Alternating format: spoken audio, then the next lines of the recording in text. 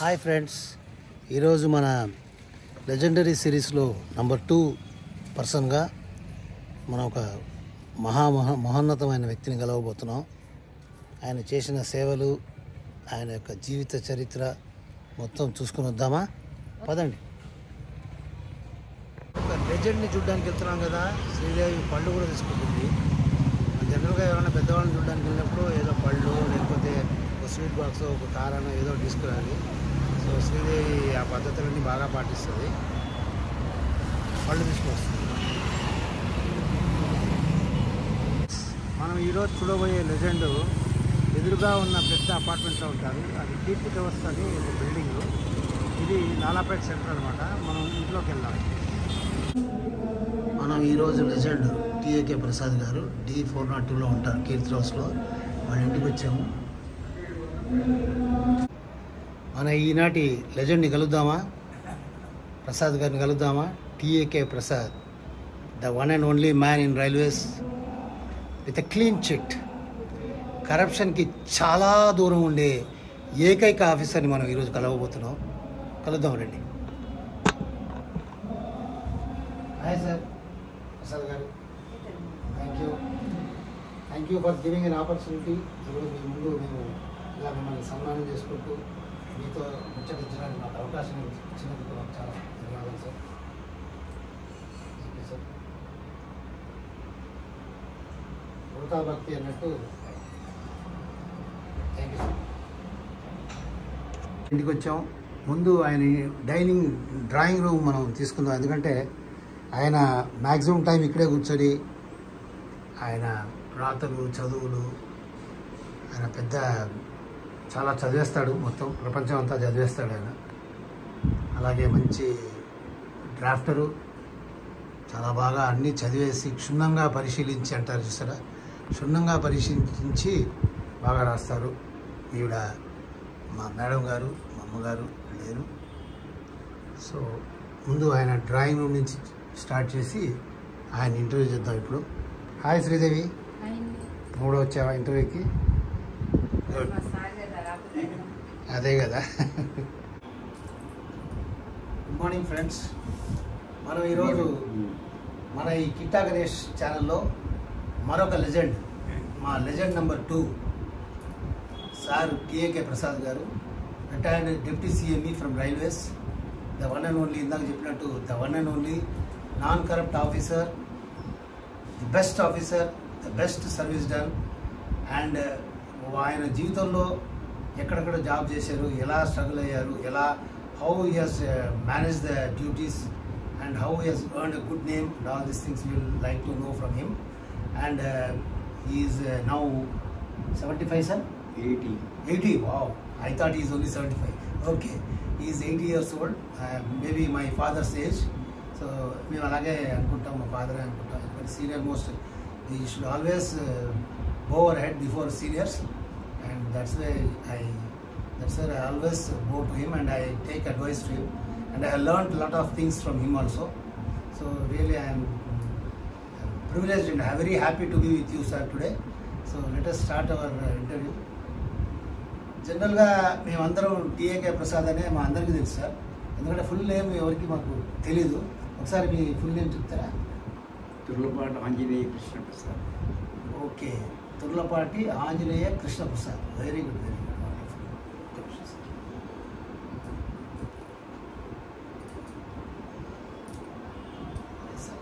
చెప్పండి సార్ ప్రసాద్ గారు, మీరు ఎప్పుడు పుట్టారు, ఎక్కడ మీరు జన్మించారు చెప్పండి సార్. May 10th, 1944 పుట్టినండి హైదరాబాద్లో. మా ఫాదర్ అప్పుడు ఇక్కడ పనిచేశారు కమర్షియల్ ట్యాక్సెస్లో. ఆ తర్వాత ఇక్కడే high school Secunderabad SPG public అయింది స్కూల్ అవుతుంది. ఏంటి SPG పబ్లిక్ స్కూల్? అదే నేను చదివిన స్కూల్లో మీరు అక్కడ ముందే. Very good, very good, super. ఆ తర్వాత నేను డైరెక్ట్గా డిప్లొమా ఇంజనీరింగ్ వెళ్ళిపోయాను. స్కూల్ ఫైన్ అయిన తర్వాత దాన్ని 3 yearsలో కంప్లీట్ చేశాను. ఓకే. నాకు ఫస్ట్ 1 yearలో 3 or 4 ఛాన్సెస్ వచ్చినాయి. అబ్బాయి అంతంత దూరం ఎవరు వెళ్తారని. దేనికి సార్ ఛాన్సెస్? దేనికి? ఏంటి job chances. Okay, job chances. Okay okay. Job అది జాబ్ ఇది అంత జాబ్ ఆఫర్స్ వచ్చినాయి. ఓకే. అంత దూరం వెళ్ళి ఎవరు వెళ్తారని నాకు ఫస్ట్ ఆఫర్ రోడ్కేలో వచ్చింది. ఓకే సార్, ఒక్క నిమిషం సార్. మీరు పుట్టింది హైదరాబాద్ అన్నారు. హైదరాబాద్ ఎప్పుడు మనం 1944 అన్నారు. 44 అంటే ప్రీ ఇండిపెండెన్స్ రాకముందే మీరు. వండర్ఫుల్. సో మొన్న ఇండిపెండెన్స్ డే క్రితం జరిగింది. ఆ రోజు మీరు చాలా ఫీల్ అయ్యి ఉంటారు. ఆ రోజు ఇండిపెండెన్స్ వచ్చినప్పుడు how was your feelings? Independence వచ్చినప్పుడు ఐ వాజ్ ఓన్లీ 3 years. అంటే మీరు రియలీ ఒక ఫ్రీడమ్ ఫైటర్ అనే దానికి ఫస్ట్ ఈ కారణం ఏంటంటే ఆ టైంలో ఉన్న వాళ్ళందరూ ఫ్రీడమ్ ఫైటర్స్. ఎందుకంటే వాళ్ళు నయానో భయానో వాళ్ళు they struggle to get the freedom. So that's why you should also be called a freedom fighter. Okay. So మీ ఫాదర్ పేరు, మీ మదర్ పేరు? మా ఫాదర్ పేరు తుర్లపాటి వెంకట సుబ్బారావు. మా మదర్ పేరు తుర్లపాటి మంగమ్మ.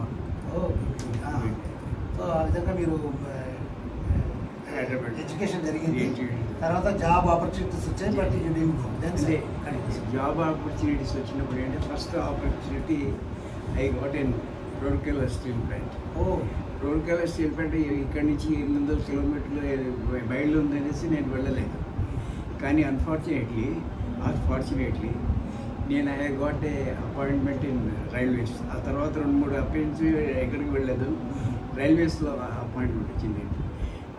ఫస్ట్ టైం మీరు రైల్వేలో జాయిన్ అయినప్పుడు ఏ పోస్ట్లో?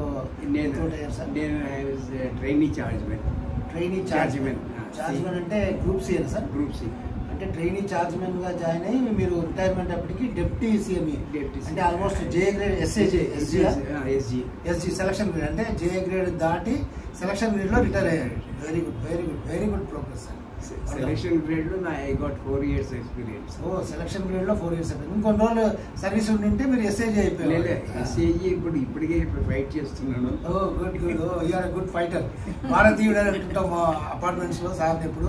ఎందుకంటే ఈజ్ ఎ గుడ్ ఫైటర్. అంటే గుడ్ కాజ్కి he goes on the rule. So the rule says I should get it. Is a rule master అనమాట. రూల్ మీద పోతాడు, రూల్ కోసం బతుకుతాడు, రూల్ కోసమే ఫైట్ చేస్తాడు అనమాట. సో రూల్ ఏది ఈ నాట్ డూయింగ్. ఓకే. సో ఆ విధంగా మీరు డెప్యూటీగా రిటైర్ అయ్యారు. ఓకే. ఇప్పుడు చెప్పండి. రూర్కెలాలో వచ్చింది, తర్వాత రైల్వేలో వచ్చింది. ఓకే. రూర్కెలా వచ్చింది. రూర్కెలా అంటే రూర్కెలా నుంచి బండముండ ఉంది, జస్ట్ 5 kilometers. బండముండలో అపాయింట్మెంట్ వచ్చింది. రైల్వేస్లో. బండముండలో అపాయింట్మెంట్ ఇస్తే నేను ఎక్కడికో పోతే బండముండ ఎక్కడ ఉంది అనుకున్నాను. ఖరగ్పూర్లో ట్రైన్ ఎక్కేటప్పుడు ఎక్కడ ఉంది అని అంటే రూర్కెలా దగ్గర ఉంది అది. అంటే ఐ ఫెల్ట్ ఇదనమాట. అంటే ఇప్పుడు ఖరగ్పూర్లో కాదు బండముండ ఉండేది, రూర్కెలా దగ్గర. మనకు హైదరాబాద్ నుంచి ఎంత డిస్టెన్స్ ఉండొచ్చు? హైదరాబాద్ నుంచి నాగ్పూర్ నుంచి రూర్కెలా. హైదరాబాద్ టు నాగ్పూర్ టు రూర్కెలా నుంచి బండముండ పోవాలి. అంటే మళ్ళీ రూర్కెలా దిగి అక్కడి నుంచి బండముండ వెళ్ళాలి. ఎంత దూరం అది? రూర్కెలా నుంచి 4-5 kilometers. ఓకే. అది అక్కడ వర్క్ షాప్? అది అదే diesel shed. Okay. Diesel running shed ఉంది. ఆ రోజుల్లో అది కొత్త ఇది. ఓకే. డీజిల్స్ కొత్తగా వచ్చినాయి. అప్పుడు ఫస్ట్ షెడ్ అక్కడ ఉండేది అనమాట. ఓకే. అక్కడి నుంచి 1.5 yearలో నాకు ప్రమోషన్ రెగ్యులర్ పోస్టింగ్ వచ్చింది. 1 year అంటే బి గ్రేడ్ చార్జ్మెన్ అయ్యాను. బి గ్రేడ్ చార్జ్మెన్ చేస్తే అది ఆ బి గ్రేడ్ చార్జ్మెన్ మళ్ళీ నేను ఖరగ్పూర్ వెళ్ళాను. బండపూర్ నుంచి Kharagpur. Kharagpur B grade chargemen అక్కడి నుంచి ఒక 6 monthsలో నాకు ఏ గ్రేడ్ చార్జ్మెన్ వచ్చింది. ఇది ఖరగ్పూర్ అనేది ఏ రైల్వేలో వచ్చేది? South east railway. ఇప్పుడు కూడా సౌత్ ఈస్ట్ రైల్వే.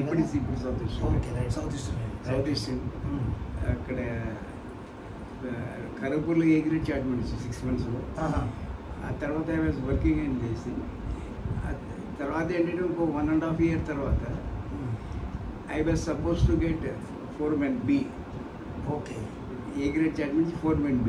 ఓకే. అంటే అసిస్టెంట్ సూపరింటెండెంట్. ఓకే. అక్కడ ఏంటంటే ఐ వాజ్ ఫస్ట్లో నేనే I was the only person who selected అండి. కానీ ఆ తర్వాత ఏంటంటే later I came to know that నా మీద ఇద్దరు సీనియర్స్ని who are not passed, their bosses are recommended and they are convinced. Okay. ఆ రోజుల్లో deputy CME, okay okay they are convinced. So then when I came to know, I applied for it. Okay అంటే I applied. అప్పుడు ఏంటంటే 4 పోస్టులు reserve ఉన్నాయి, 2 పోస్టులు 4 పోస్టులు ఇది ఉన్నాయి, 2 పోస్టులు రిజర్వ్డ్, 2 పోస్టులు unreserved. Okay I was the third man. So then I applied this one, the railway authorities, to cancel the entire examination and make it 3. Okay So then they have taken a decision to refer the matter to railway board. Oh Railway board has agreed to make 3 posts unreserved and 1 post reserved. అంటే మీరు చిన్నప్పటి నుండే rules బాగా చదివేసి, అంటే ఇది మీరు ఒక పాత వేశారు చాలా మందికి. ఎందుకంటే రూల్స్ బాగా తెలుసుకుంటే నేర్చుకుంటే మనకు రావాల్సిన లెజిటిమేట్ మన ప్రమోషన్ రాకుండా పోతే మనం ఫైట్ చేయడానికి ఒక ఆస్కారం ఉంటుంది అనేది మీ యొక్క ఇన్ఫర్మేషన్ చూస్తుంటే నాకు అర్థమైంది. అందుకనే మీరు చిన్నప్పటి నుంచే మొత్తం పుస్తకాలన్నీ చదివేస్తారనమాట. ఏదైనా పుస్తకం దొరికితే మొత్తం చదివేసి దాంట్లో మీకు కావాల్సిన పాయింట్లు నోట్ చేసుకుంటారు. మెయిన్గా I was interested in the law of railways. నేను ఇక్కడి నుంచి వెళ్ళేటప్పుడే పర్చేస్ 2 books. బుక్స్ బాగా చదువుతారు. So when the railway laws I have taken, so దాంట్లో నాకు కనిపించింది అంటే the post should not be more than 45% reserved. Okay. So on that point I applied for this one because they are 50%. So అప్పుడు మీకు railway board నుంచి వాళ్ళు పోస్టులు create చేయమని చెప్పారు. అది క్రియేట్ అయింది అప్పుడు. I think they have made out of 4 posts, they made 3 unreserved, okay, 1 reserved. So after మీకు ప్రమోషన్ వచ్చింది. అప్పుడు ఆటోమేటిక్ వచ్చింది because I was the next, actually I was the first man to be selected. Okay. But నా మీద ఇద్దరు seniors recommend చేశారు కాబట్టి then I have become 3rd. సరే, ఇప్పుడు మీరు మీ పెళ్లి ఘట్టం అయిపోయిందా ఈ ప్రమోషన్ ముందే, లేకపోతే ఇంకా పెళ్లి ఘట్టం రాలేదా? అంటే లేదు, నా పెళ్లి ఎప్పుడు జరిగింది? నా పెళ్లి 1967 August 10th అయింది. 67 అంటే A grade chargemen. A grade chargemen గా మీరు రైల్వేలో ఎప్పుడు జాయిన్ అయినారు? నేను 1963 జూన్. 1963 అంటే మీరు 44లో పుడితే మీరు 19 years లో జాయిన్ అయ్యారు. సేమ్ లైక్ మీ. అక్కడే మనకి ఇద్దరు మ్యాచ్ అయింది. సో 19 years లో జాయిన్ అయ్యారు, 23 years లో మ్యారేజ్ చేశారు. సో 2 dates సేమ్ కలిసిపోయింది మ్యాక్స్. రైట్. ఓకే, మీ పెళ్ళి అయింది. అప్పుడు మీరు తర్వాత చార్జ్ తర్వాత బండముండ కూడా మేడం గారు వచ్చారు. బండముండకి రాలేదు. నా ఇదే అయిన తర్వాత దెన్ ఖరగ్పూర్లో I was working assistant superintendent. Okay. 1974లో I fought for transfer to Waltair. Transfer. Okay. Transfer కూడా ఫాట్ ఏంటి? ట్రాన్స్ఫర్ అడిగితే ఇవ్వాలి కదా. లేదు, అది ఏంటంటే అప్పుడు నన్ను they don't want to leave from. Okay, అంటే మీ యొక్క సర్వీసు, మీ యొక్క నిజాయితీ గల ఒక సర్వీస్ చూసి వాళ్ళు మిమ్మల్ని వదలాలనుకోవట్లేదు. Okay. So then they have ultimately release me and they have promoted another man. Okay. So 1974 నుంచి up to 80 I was in Waltair diesel shed. Waltair diesel shed. 80 తర్వాత ఏంటంటే I got a deputation to steel plant. Steel ప్లాంట్లో కూడా బాగా job చేశారు. So steel ప్లాంట్లో ఇది Vizag steel plant కదా. Vizag steel plant. Vizag steel plant deputation. అప్పుడు జర్నీ తీసుకున్నారు డెప్యుటేషన్. అంటే పనిచేసే వాళ్ళ లిస్ట్ ఒకటి ఉంటుంది. ఆ పనిచేసే వాళ్ళ లిస్ట్ ఈ నెంబర్ 1 ఉంటుంది. సో నెంబర్ 1, నెంబర్ 2 పంపించుంటారు. అంతే కదా సార్? Very good, nice, super. అంటే that was selection. In that I was the number 1 selected and other man my friend is second. Okay. So they are taken 2 people. Since they were requirement is only 2 years. Okay. So దాని తర్వాత ఏంటంటే in 83 I was again this thing for AME post. Group B exam రాశారు. Group B exam అది కూడా ఏంటంటే ఆ రోజుల్లో 1982లో ఒక రూల్ వచ్చింది, 30% of the post should be open category. Okay okay. So that they have not conducted in 82. So then again I applied. So ultimately they have conducted selection. Okay, అంటే then I have applied అంటారా, then I have fought అంటారా? అంటే after fighting only this అంటే selection. జీవితమే ఒక పోరాటం అంటారు, కానీ జీవితాంతం పోరాటం అనేది ఇప్పుడున్న పరిస్థితుల్లో చెప్పుకోవాలి. ఇప్పుడు ప్రతి చోట మనం ఫైట్ చేస్తేనే will get the legitimate, our legitimate what is to be given to us will get only with proper fighting, with on the rule. On the rule అనే విషయం right right. Okay sir, super. So అక్కడి నుంచి then from then steel plant నుంచి I went to directly ఏమీగా to Bandamunda. మళ్ళీ బండముండ పంపించారు, అంటే అదే రైల్వేలో ఉన్నారు కాబట్టి మీకు గ్రూప్ బి ప్రమోషన్ వచ్చింది. ఏ ఇయర్ అన్నారు సార్? 1983. 83. ఎప్పుడు రైల్వేలో జాయిన్ అయ్యారు? 63. అంటే 20 years సర్వీస్ చేసిన తర్వాత మీకు గ్రూప్ బి ఎగ్జామినేషన్ అంతా పాస్ అయ్యి, ఆ గ్రూప్ బి ఎగ్జామ్ కూడా పెట్టండి, ఇలా పెట్టాలి రూల్ ప్రకారం అని చెప్పి మీరు ఫైట్ చేస్తే, మీకు ఎగ్జామ్ పెడితే మీరు అందులో టాప్ ర్యాంక్లో వస్తే మీకు గ్రూప్ బి ప్రమోషన్ ఇచ్చారు. ఓకే, మళ్ళీ బండముండకి వేశారు.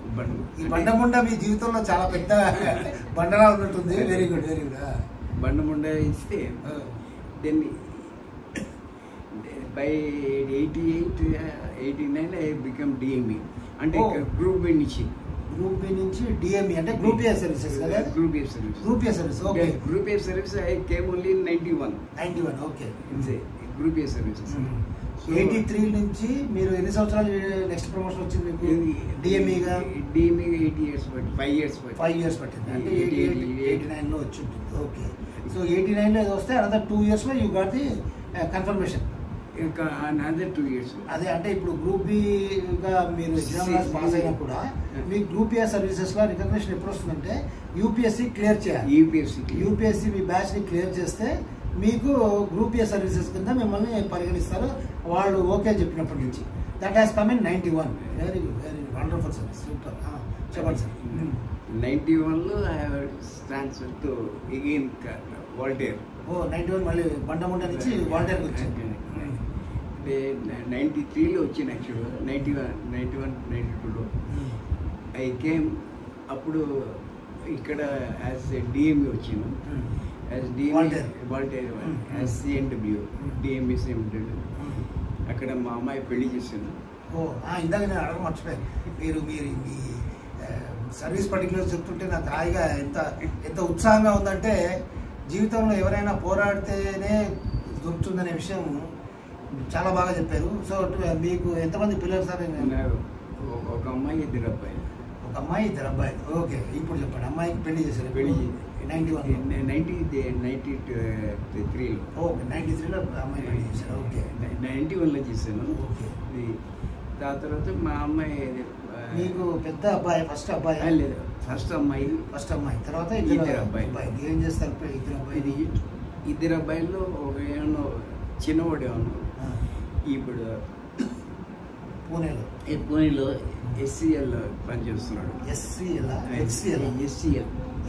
ఓకే, కంపెనీలో దీంట్లో is working as senior group manager. Okay, very good. మా పెద్దవాడేమో ఈజ్ స్లైట్లీ ఇది అనమాట. ఓకే, సో మీతోనే ఉన్నాడు? నాతో is doing his own business. Okay, అంటే ఈ was suffering right from beginning. Okay, so మీరు మీ సర్వీస్ పర్టికులర్ చాలా బాగుంది. మీరు జనరల్గా మీకు హాబీస్ ఏమైనా ఉన్నాయా? My hobbies was only maximum reading books. అంటే పుస్తకాల పురుగు అని చెప్పొచ్చా? అంటే అఫ్కోర్స్ ప్రతి మనిషికి పుస్తకం చదవడం అనేది చాలా కష్టమైన విషయం. నన్ను చదవమంటే 2 లైన్లు కూడా చదవను నేను. అలాంటిది ఎప్పుడూ పుస్తకాలతోనే ఉంటాడు. ఈయన పుస్తకాలు చదివి దాన్ని జీర్ణించుకొని దాని అవుట్పుట్ వస్తుంది. పుస్తకం చదవడం కాదు, ఊరికే రాత్రిపూట తలకాయ కింద పెట్టుకోమంటే నేను పెట్టుకుంటాను. కానీ ఈయన పుస్తకాలు చదవడంలో దిట్ట, దాంట్లో డౌటే లేదనమాట. సో పుస్తకాలు చదవడం ఒక హాబీ. అంటే అదే ఒక హాబీ, అదే చివరి హాబీ కూడా? అంటే వేరే హాబీ ఏం లేదా? ఇంకేం మూవీస్ అసలు చూడరా? మూవీస్ చూడరా? మూవీస్ అంటే అవి టైం పాస్ మధ్యలో అంతే కానీ టైం పాస్ అంటే ఈ పుస్తకాలు మెయిన్ ఇది ఓన్లీ బుక్స్. అంటే మూవీస్ చూడరు. క్రికెట్ మ్యాచ్ చూస్తారా? Cricket match. ఓ క్రికెట్ మ్యాచ్ ఇండియా గెలిస్తే చూస్తారు, ఇండియా ఓడేటట్టు ఉంటే చూడరు. అంతే కదా, అందరూ అదేలేండి. ఎందుకంటే చాలా ఉత్సాహంతో ఈ రోజు మ్యాచ్ ఉందని అందరూ కూర్చుంటాం. వాడు బాగా ఆడితే చూస్తాం, బాగా ఆడలేదు అనుకుంటే టీవీ కట్టేసి మీరైతే పుస్తకాలకు వెళ్ళిపోతారు, మేమైతే పోయి పడుకుంటాం. అంతే వ్యత్యాసం. Very good, very good, very good. మీరు పాటలు ఏమి వింటారా? పాటలు రెగ్యులర్ వింటారా? పాటలు. మీకు నచ్చిన పాట? నాకు నచ్చిన ఆ రోజుల్లో ఇది ఏదో ఉంది, నీల్ మేఘం. అది తర్వాత ఈ ఇతను మల్లీశ్వర్లో కృష్ణ శాస్త్రి పాటలు. అది ఆత్మే కదా, అది రిగుణ ఇది ఇద్దరు బండి మీద బాబా కదా, వాడు ఒకటే పాడతాడు. అంటే రిగుణ ఎగిరే కాలిపోయింది అండి, ఏదో ఉంది. మల్లేశ్వరి పాట ఉంటుంది. మల్లేశ్వరి పాట. ఇష్టమైన మూవీ కూడా మల్లేశ్వరి. మల్లేశ్వరి. సో మీరు పాటలు వింటారు. మల్లేశ్వరి పాట ఒకటి, అది మల్లేశ్వరి.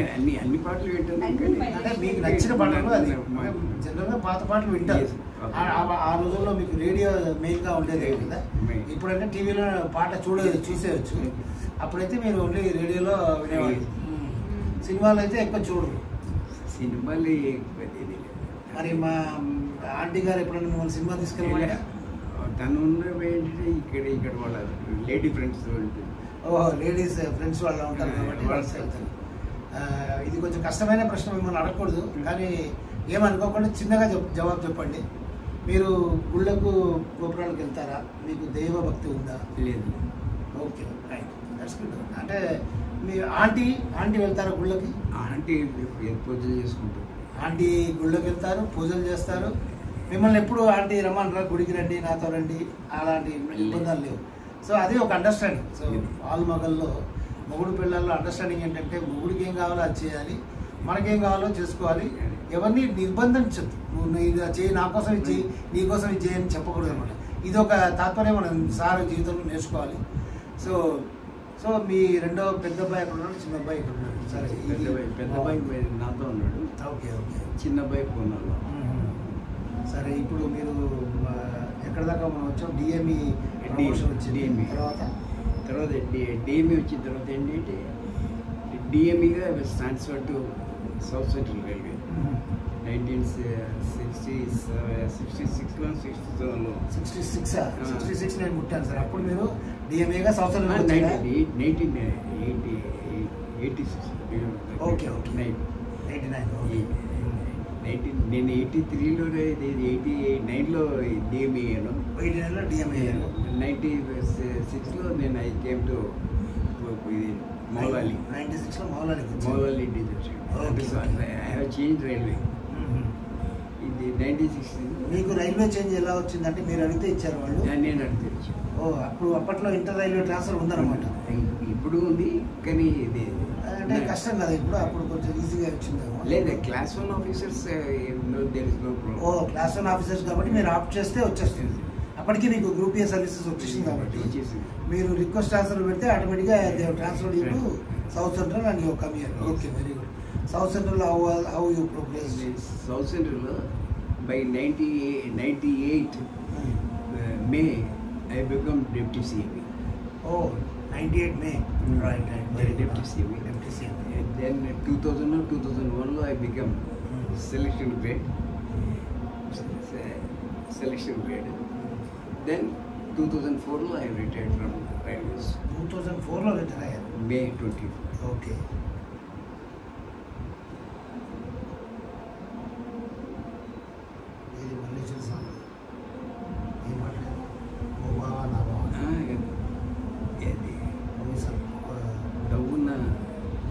వేణు సోబడి విన్న దవ్వున వేణు సోబడి విన్న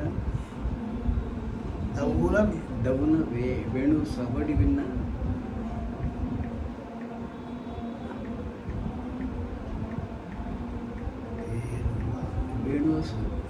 సబార్డిన్ నీవు వచ్చేవని నీ మళ్ళీ అను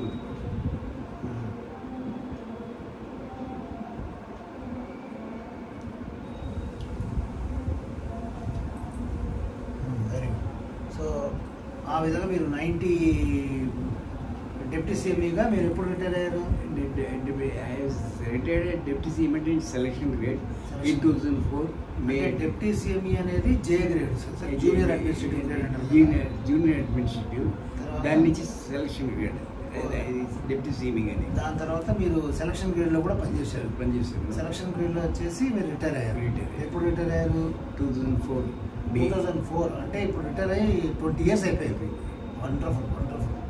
సో మీ సర్వీస్లో మీరు ఎప్పుడైనా ఒక డిస్ప్లేజర్ నోట్ కానీ ఒక ఇది కానీ మీ మీద ఒక కంప్లైంట్ కానీ అలాంటిది ఏమైనా లేదు?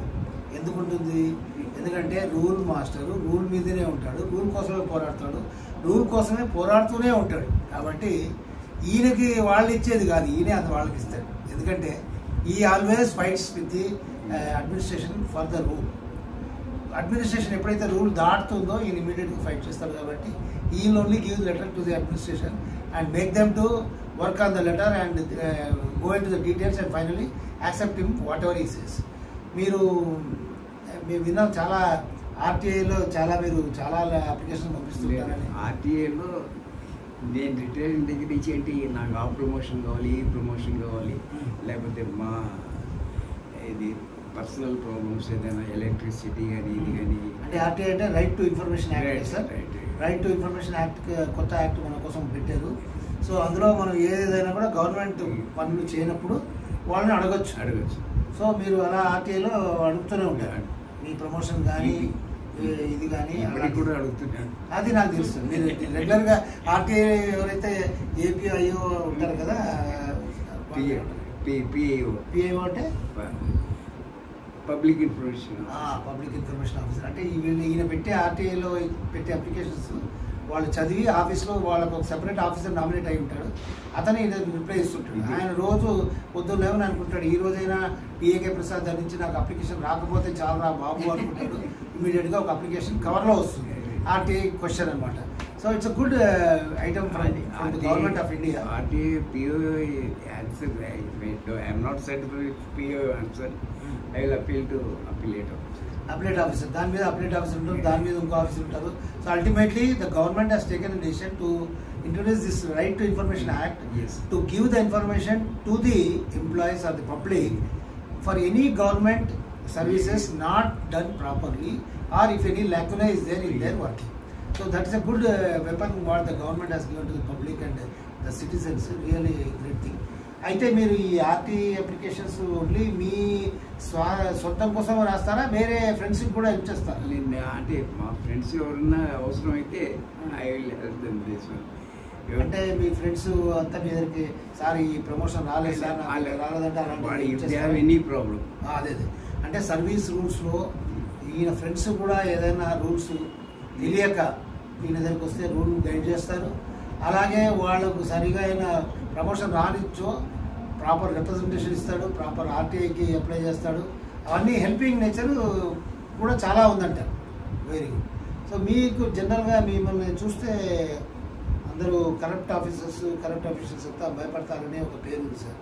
ఎందుకలా మీరు అంత strict officers strict that is my nature right from the beginning. అంటే మీరు ఒక స్ట్రిక్ట్ ఆఫీసర్గా ఉండి మీ కింద ఉన్న స్టాఫ్ అంతా మిమ్మల్ని చూస్తే ఒక భయపడ్డాం. ఎందుకంటే అందరూ కరప్ట్ అని నేను చెప్పట్లేదు. గవర్నమెంట్లో 90% మంచి వాళ్ళు ఉండొచ్చు, 10% కరప్ట్ ఉండొచ్చు. ఆ 10% people they fear to even approach చేయడానికి. ఆయన మనం అంటాం కదా, ఆయన పెద్ద రూల్ మాస్టర్, రూల్ మాత్రమే తెలుసు, ఆయనకి వేరేం తెలియదు అంటాం కదా. అలా అనుకునే వాళ్ళు ఉంటారు, మనకు తప్పలేదు. ఎందుకంటే if you are going on the right path, ఇప్పుడు ఒక భారతీయుడు, మేమంతా ఈయన్ని భారతీయుడు అని కూడా అంటాం. ఎందుకంటే భారతీయుడు రూల్ ఏంటి, రూల్ ప్రకారం చేయండి, రూల్ ప్రకారం చేయకపోతే నేను I will take proper action అంటాడు. ఈయన చేసే యాక్షన్ ఏంటి, ఈ రిప్రజెంట్, ఈ will fight out till he gets the proper justice and the ఇవ్వాల్సిన వాళ్ళకి ఇచ్చే వరకు ఈయన ప్రాపర్గా ఫైట్ చేస్తుంటాడు. That's how he Hess become a legend today. So ఇంకా మీ జీవితంలో ఏంటి చెప్పగలుగుతున్నాయి విశేషాలు? మీకు గ్రాండ్ సన్స్ గ్రాండ్ చిల్డ్రన్? లేదు, టూ గ్రాండ్ డాటర్స్. మీ డాటర్కి 2 గ్రాండ్ డాటర్స్ ఉన్నారు. Okay, very good, very good. వాళ్ళు కూడా మంచి ప్రోగ్రెస్. Very good. ఎందుకంటే మీ గైడెన్స్లో ఉన్న నాలాంటి వాడు పైకి వచ్చిన వాడు మీ గ్రాండ్ డాటర్స్ని అడగక్కర్లేదు. దేవుడు ఫ్లరిష్ అండ్ దేవుడు settled. It was wonderful time. So aunty గారు లేరు ఈరోజు కాబట్టి స్కిప్ దట్ క్వశ్చన్స్. సో ఇంకా మీరు ఇప్పటికి ఆన్ హ్యాండ్ ఏదో అంటారు చూడండి, ఆన్ హ్యాండ్ అప్లికేషన్స్ నేను జనరల్గా అడుగుతాను కదా. You're 80 today, you're a legend today. ఇంకా మీరు గవర్నమెంట్ దగ్గర ఫైట్ చేసేది ఏమైనా చేస్తున్నారు ఇంకా? యాక్చువల్గా 2006 నుంచి those people who have got more than 2 years experience, who are 2 years senior in that grade, they should get a non-functional upgradation. Non-functional upgradation, okay. 2006 నుంచి. That I have asking for implementation for 2004 also. Okay, that case is still pending. Case కాదు, representation ఇచ్చారు, వాళ్ళు represent ఇస్తున్నారు, మీరు మళ్ళీ దానికి reply ఇస్తున్నారు, వాళ్ళు అప్లై చేస్తున్నారు, ఇది నడుస్తూ ఉంది. సో అది మీరు సక్సెస్ అవుతారు. And that's what I think. It is now with Chief Information Commission. Oh, very good. ఎక్కడ? Chief Information Commission. Oh, CIO. CIC దగ్గర ఉంది. CIC దగ్గర. Very good, very good. ఇప్పుడు మీకు రైల్వేస్లో మీకు 80 years దాటితే మీకు పెన్షన్ ఎక్కువ వస్తుంది కదా సార్? అంటే ఎంత 20% of my basic pension. Me basic pension retire అయినప్పుడు దానికి 20%, 8 years క్రాస్ అవుతే 20% పెరుగుతుంది, 85 క్రాస్ అవుతే 30%. ఓకే. అలాగే 90 ప్రతి 5 yearsకి 10% పెరుగుతుంది. 100 దాటితే 100% వస్తుందా? పెరుగుతుంది. పెన్షన్ 50,000 అనుకుంటే అది ₹1,00,000 అవుతుంది 100 years దాటితే. Very good. We hope that you cross 100 years and claim that 100% also pension and be happy. Thank you so much, sir. We are very happy. Thank you very much. We are very happy that you have given a time to us, and మా ప్రేక్షకులు కూడా మీ యొక్క service గురించి కానీ, మీ యొక్క నిజాయితీ గురించి కానీ, మీ యొక్క రూల్స్ని ఎలా చదువుకోవాలి, ఎలా జీర్ణించుకోవాలి, ఎలా దాన్ని మనం అమల్లోకి తీసుకురావాలనే విషయాన్ని చాలా క్లియర్గా మీరు చెప్పారు. నిజంగా మీరు ఒక లెజెండే కాదు, ఒక బాటసారి అంటారు. ఫ్యూచర్ తరానికి how they have to do service, how they have to fight for their legitimate rights, and they should go on rules, how they should be non corrupt అనే విషయాన్ని క్లారిటీగా చెప్పారు సార్. మన పని మనం చేసుకుంటే మనకు రావాల్సిన రూల్స్, రెగ్యులేషన్స్, మన లెజిటిమేట్ ప్రమోషన్స్ ఆటోమేటిక్గా వస్తాయని మీ జీవితాన్ని చూస్తుంటే నాకు అర్థమైంది sir. Thank you so much sir. Thank you very much. Thank you.